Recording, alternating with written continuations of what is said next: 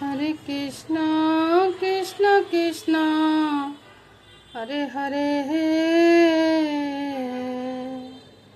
हरे राम हरे राम।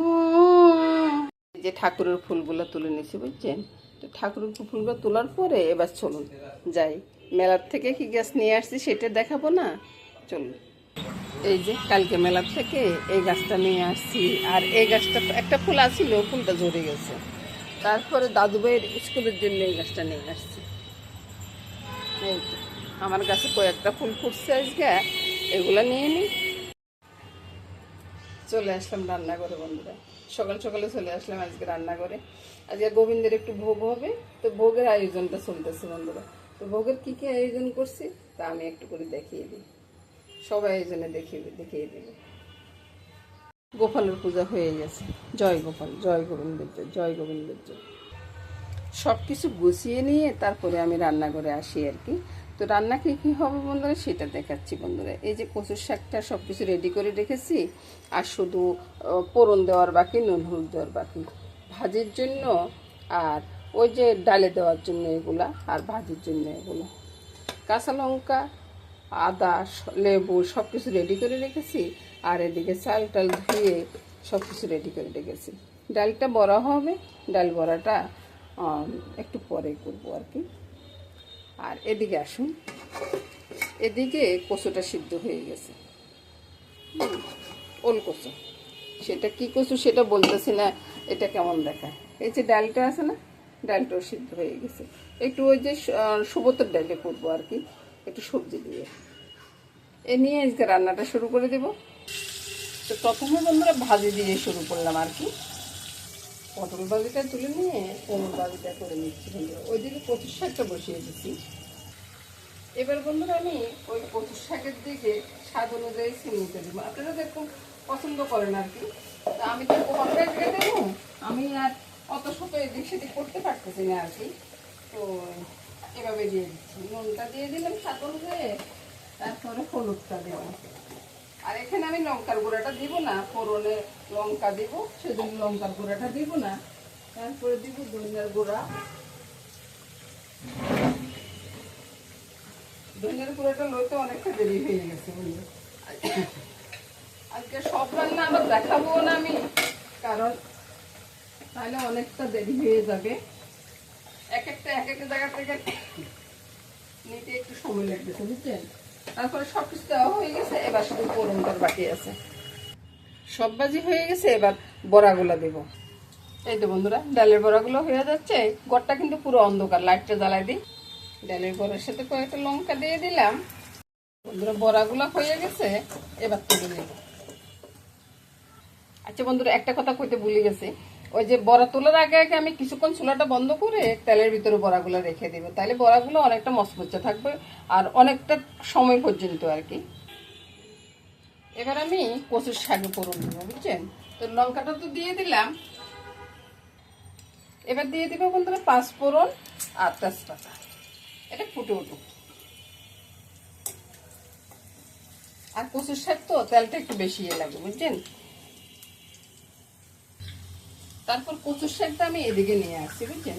এবার আমি তেলটা খাবো, মানে ফোড়নটা আর কি ছেড়ে দিয়ে একটু নেড়ে ছেড়ে কচুর শাকটা নামিয়ে নেবো। বাস কচুর শাক রেডি হয়ে গেছে।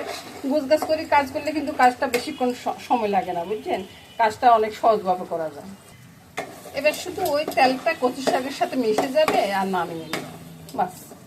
আর বন্ধুরা ওই দিকটাও কিন্তু খালি যাবে না বুঝছেন, ওইখানে আমি ওই ডালের জন্য সবজিগুলো ভেজে নেব। এবার কচুর শাকটা হয়ে গেছে, নামিয়ে নিচ্ছি বন্ধুরা। এবার এদিকে বন্ধুরা ডালটা বসিয়ে দিচ্ছি। ডালটা মনে একটু দেখা কম যাচ্ছে, তো নুন হলুদ আর একটু চিনি দিয়ে দিয়েছি, দিয়ে দিচ্ছি একটু জল। আর একটু পাতলা করা লাগতেছে, অর্ধেক ইয়ে করা আর কি, ভাঙা আর কি, একবারে পুরোপুরি ইয়ে করে নিই। এটা কাঁচা মধ্যে।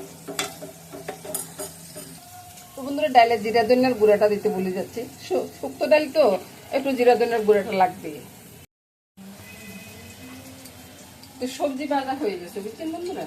তো সবজিটা এখন আমি ডালের ভিতরে দিয়ে দিই।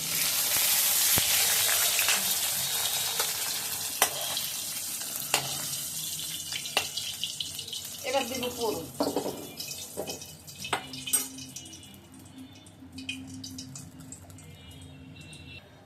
ওই যে বন্ধুরা পাঁচফোড়ন সোমবার করবো তো, আর ডালি সোমবারে ভুল কথাবার্তা বলতেছি আর কি, একটু তাড়াহুড়া করতেছি তো, তাই ভুল কথাবার্তা চলে আসতেছে বুঝছেন। ওই যে তেজপাতা কোনো জায়গা থেকে নিতেছি, তারপরে কোনো জায়গা থেকে লঙ্কা নিতেছি, আবার আদাটা গ্রেট করে নিতেছি, ওই আর কি। তো পাঁচফোড়ন দিয়ে দিলাম, শুকনো লঙ্কা আর তেজপাতা দিয়ে দিলাম। তো এটা ভাজা হোক আগে। তো পাঁচফোড়নটা ভাজা হয়ে গেলে বন্ধুরা ওই যে আদাটা দিয়ে দিব।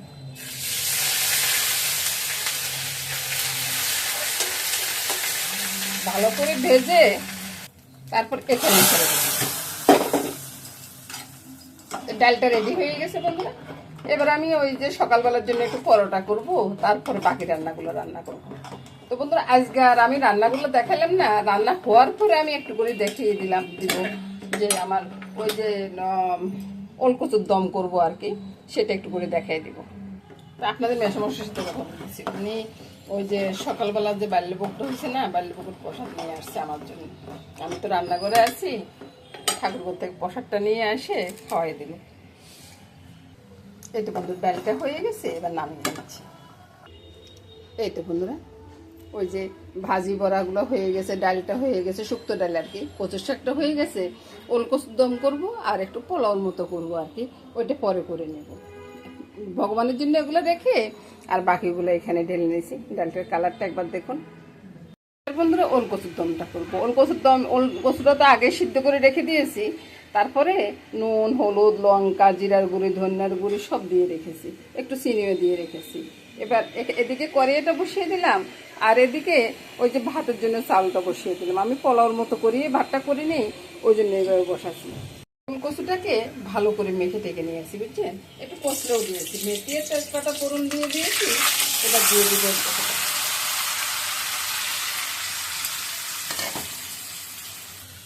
এবার উল্টে পাল্টে আমি গরম জলটা দিয়ে দেবো।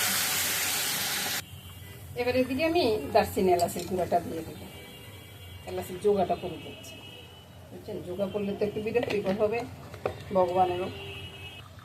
ওইদিকে জলটাও বলকা চলে আসছে, ওইদিকে চালটা ছেড়ে দিচ্ছি, আর একটু ঘি দিয়ে দিচ্ছি। নুন চিনিটা আগে দিয়ে দিয়েছি, আর একটু ঘিটা দিয়ে দিলে হয়ে যাবে ব্যাস। তরকারিটা হয়ে গেছে বন্ধুরা। এবার আমি ভগবানের জন্য নিয়ে বাকিটা ঢেলে নেব। এই তো বন্ধুরা অন্যটা এদিকে হয়ে আসছে, আর এদিকে বন্ধুরা সবগুলা রান্না নামিয়ে নিলাম ভগবানের জন্য, আর এদিকে বাকিগুলা ঢেলে নিলাম। এ নিয়ে আজকে রান্নাটা শেষ করে দিলাম বন্ধুরা। সবাই ভালো থাকুন, সুস্থ থাকুন, সুন্দর থাকুন। আর ভগবানের মিষ্টি সব ঠাকুর ঘরে রয়ে গেছে, এগুলো আর এখানে আনলাম না। তো নমস্কার বন্ধুরা।